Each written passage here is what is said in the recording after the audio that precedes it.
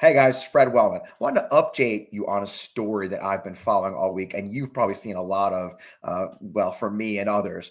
This week, the United States Military Academy at West Point put out a memo disbanding a number of cadet affinity clubs focused on people of color. For example, the Black Society of Engineers and others. This memo went out from the Deputy Commandant of Cadets, and if for those who don't understand, the Commandant of Cadets manages the Corps of Cadets, like he's the dean of students at your college. And the memo went out, and it caused a ruckus among a lot of graduates who happen to be, maybe more progressive, and especially those of color, and especially those who are women. And it's really gotten ugly. Now, I want to walk you through that memo and the latest we're getting in alumni circles, you kind of say.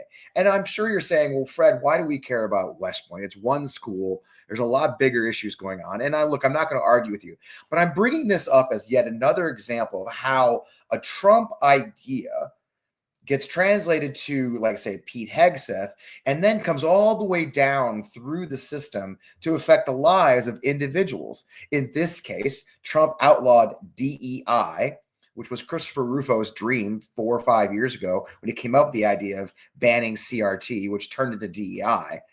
And then how that DEI disbanding has translated to the United States military, a memo from Pete Hegseth that went out, and how places like the military academy, which has been under a lot of scrutiny for being woke, interpreted that. So let's kind of walk you through it briefly in this hot take to discuss it. So here we go. I'm going to bring up, here's the memo that went out to cadets. And I won't read it in full. There's no need. You can kind of see it. But the fact is, what they've done is they've made this memo, and it says in part, the purpose of the memorandum is to direct changes in accordance with recent presidential executive orders, Department of Defense guidance, and Department of the Army guidance. So as I said, President, DOD, Army, West Point writes a memo. The memo says, effective immediately, all Directorate of Cadet Activities sanctioned clubs listed below are hereby disbanded.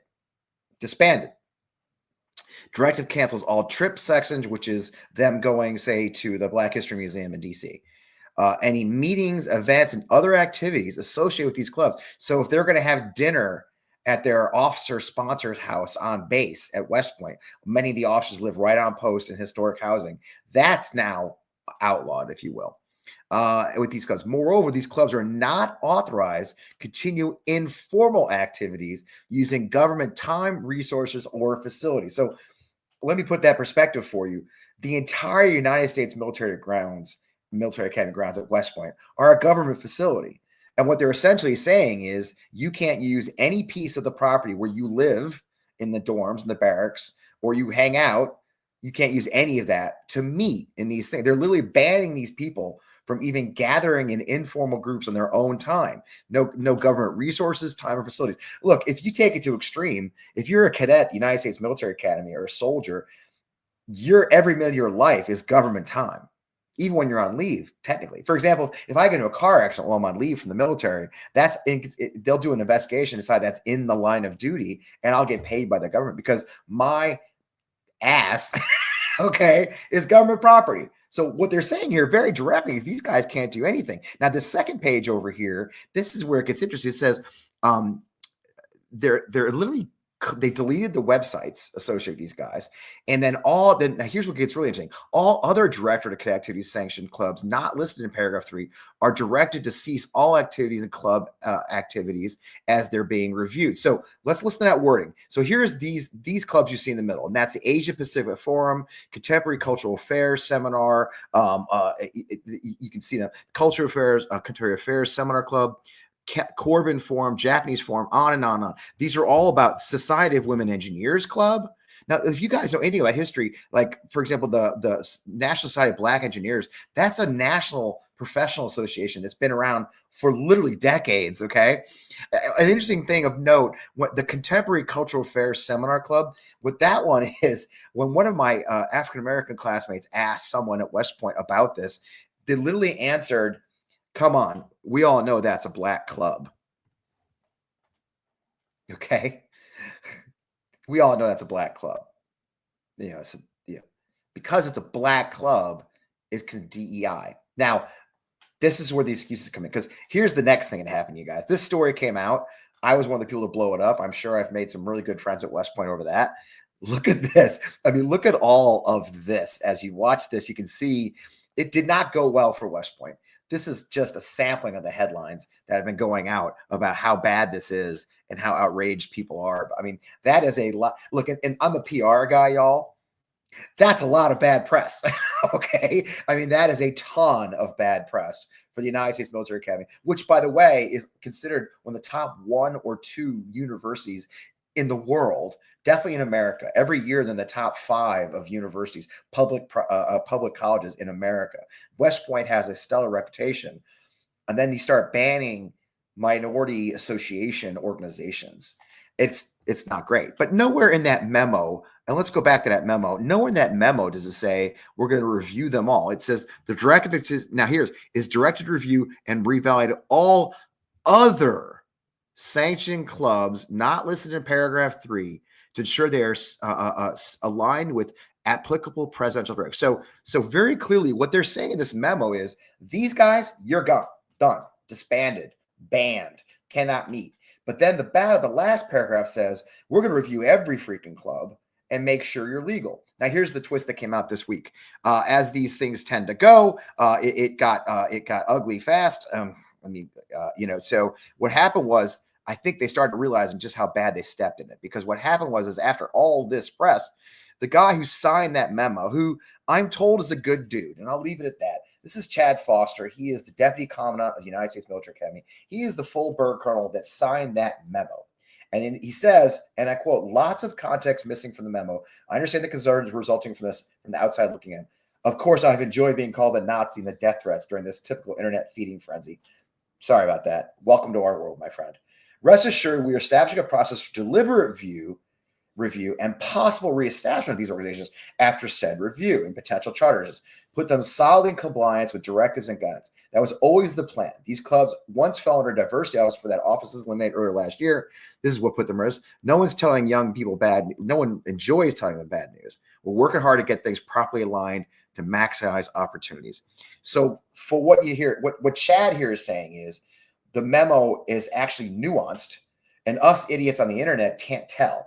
That us West Point grads can't read a memo that says things like disbanded immediately, banned from meeting on government facilities. I mean, I'm not the smartest guy in the world. I didn't graduate.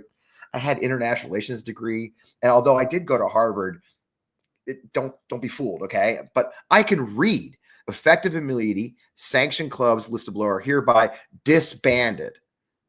More of the clubs are not authorized to continue informal activities using government. Okay, there's no nuance to that memo. What's happened now is there's been a lot more blowback. And from rumors we're hearing, the other military academies haven't acted as aggressively as West Point did.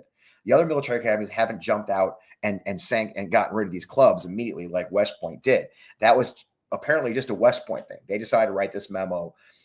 And look, I don't know their motives. I'm not going to impugn motive. It does felt a little like they're like, hey, look at me, daddy, we're complying. And there was so what if those clubs fell under the diversity office? They've been around for decades. So they fell under the diversity office. Doesn't mean you disband the clubs. Okay, that's like having a bad apple tree full of good apples. You don't just throw them all out just because the apples are fine. Okay, it is literally an overreaction to a memo, and now they're trying to cover the tail. Say no, we didn't really disband. We're reviewing it. Nothing in that memo says those clubs listed that are all for minorities are under review. And let's be very clear, folks. What's not listed, the clubs listed in that list, the French club, good to go. German language club, good to go. Catholic League, good to go.